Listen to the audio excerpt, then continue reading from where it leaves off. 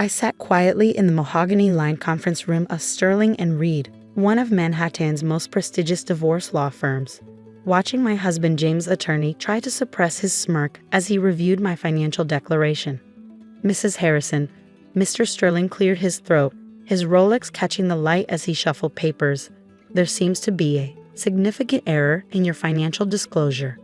James leaned back in his custom-tailored suit, the same condescending smile he'd worn for 15 years playing across his face. "Darling, did you confuse millions with billions again? Like that time you couldn't understand my bonus structure." I kept my expression neutral, remembering all the times he'd explained basic finance to me over dinner. "No confusion. The declaration is accurate." Mr. Sterling's smirk grew wider. "You're claiming a net worth of $8.2 billion? From what you've listed as," he squinted at the paper, "digital asset management and technological innovations."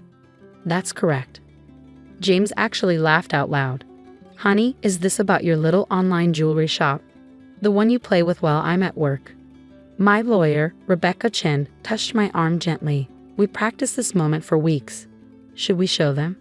I nodded, pulling out my laptop. "Actually, James, remember all those times you gave me an allowance for my shopping? The $50,000 a month to keep you occupied?" I typed in my security credentials. "Did you ever wonder why I never seemed to buy anything?" Multiple screens lit up across the conference room wall as my laptop connected to the display system. Real-time trading data flowed across them: cryptocurrency exchanges, NFT marketplaces, blockchain platforms, all showing transactions in the millions. What is this?" James leaned forward, his smile faltering.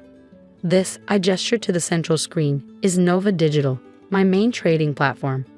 Currently processing about $300 million in transactions per hour." I switched to another screen.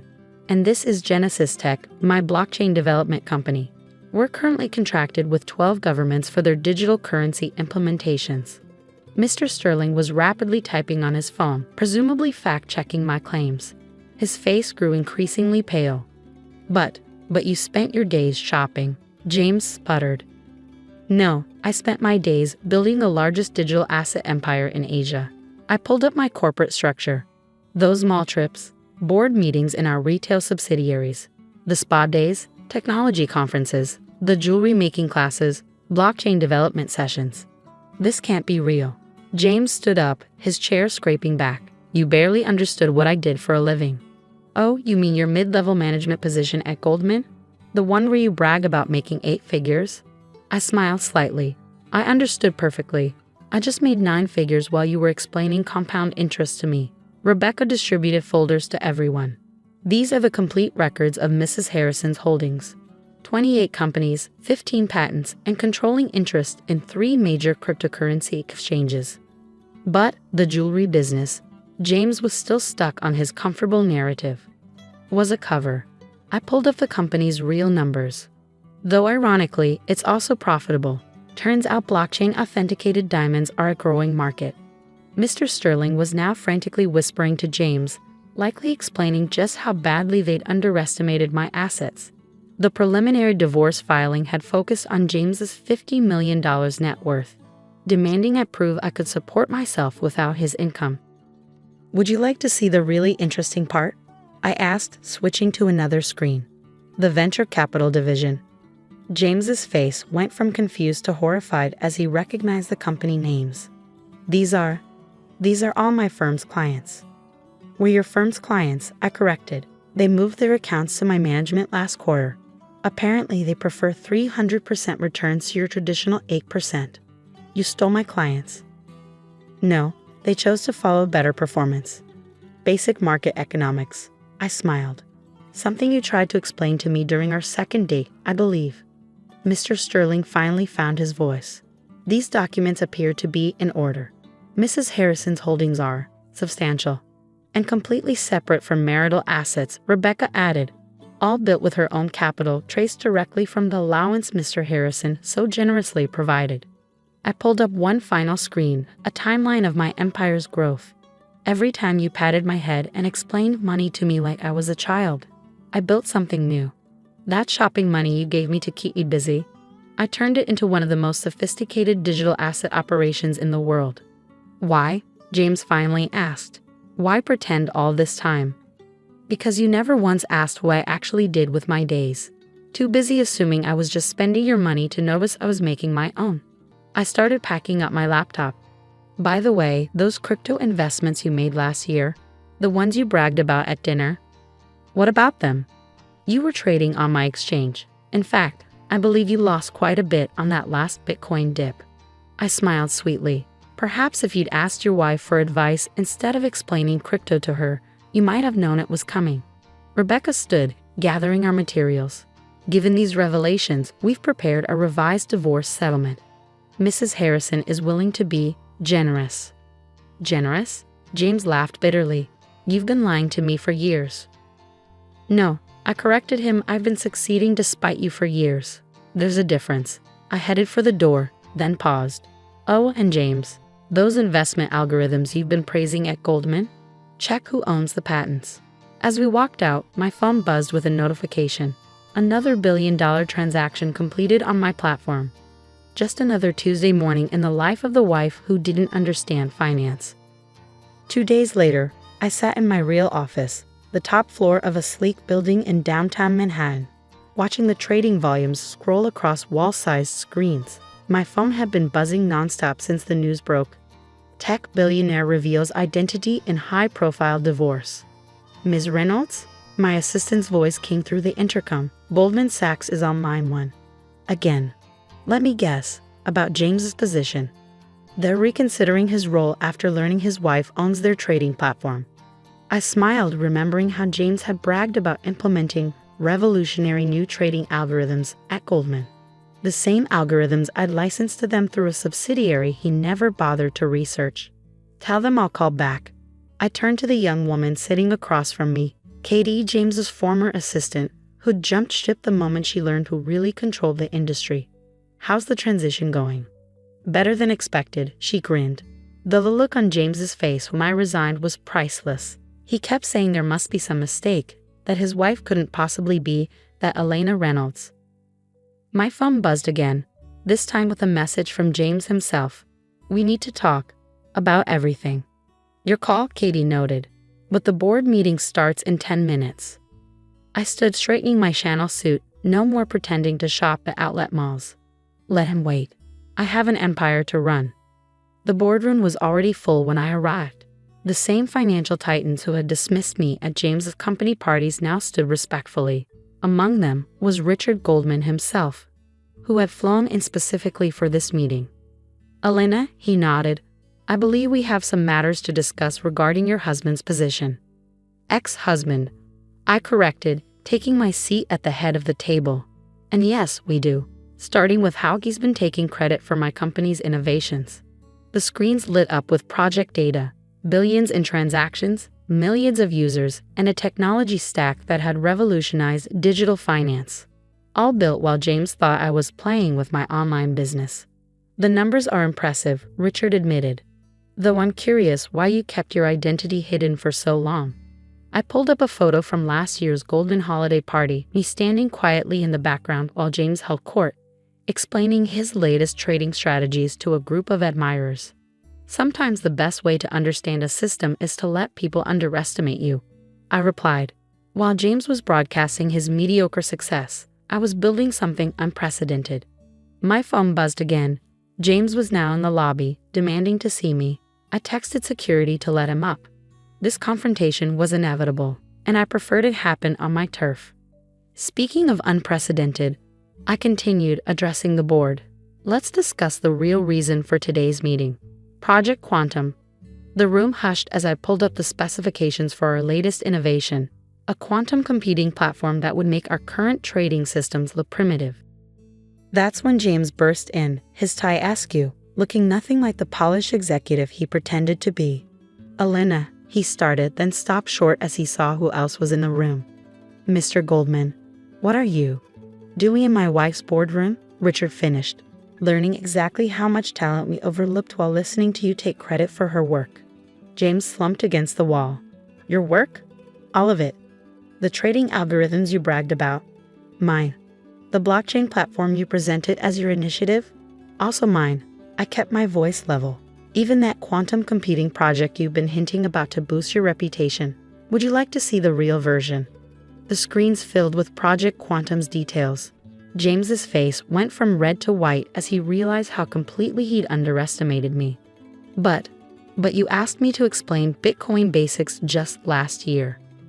No, Katie interjected from her seat. She led you to explain it, watching you get half the technical details wrong, while her system was processing more crypto transactions than Coinbase. The board members tried to hide their smirks.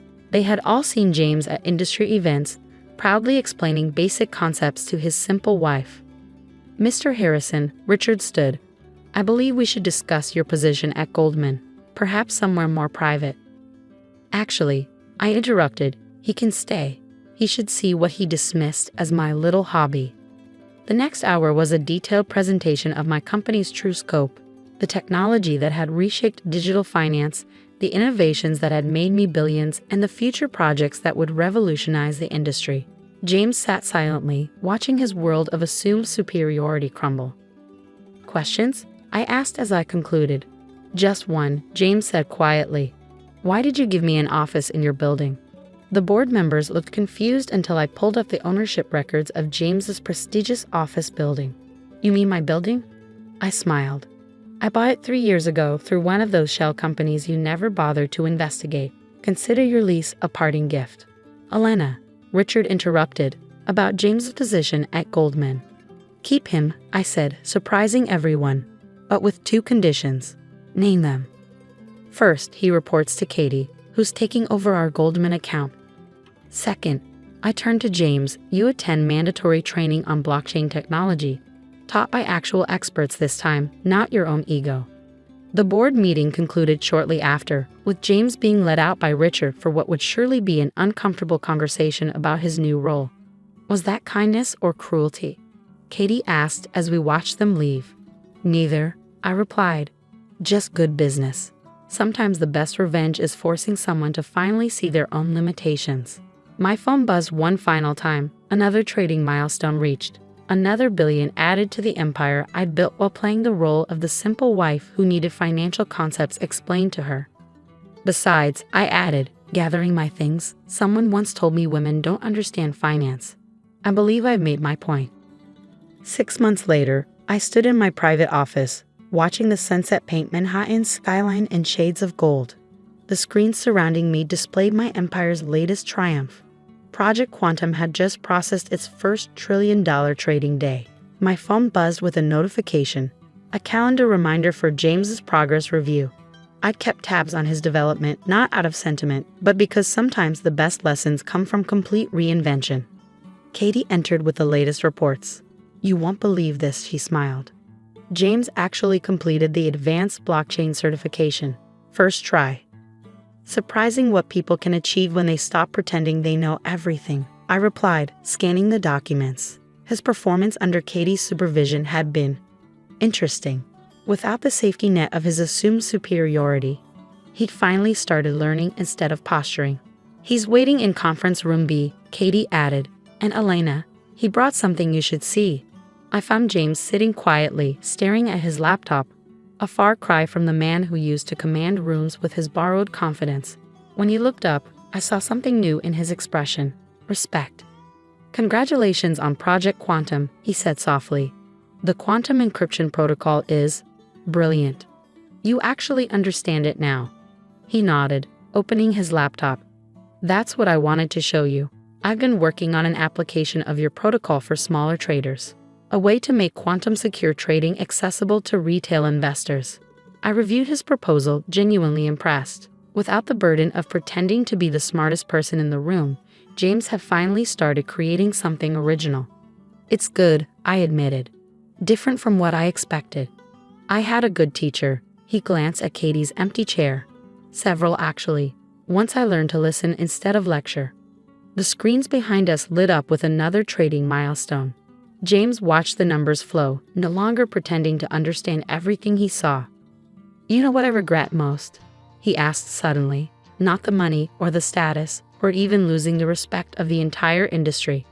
Oh, I regret never asking about your day, he smiled ruefully. 15 years of marriage and I never once actually listened when you talked about your online business. I pulled up his proposal on the main screen, expanding on his ideas. Well, I'm listening now.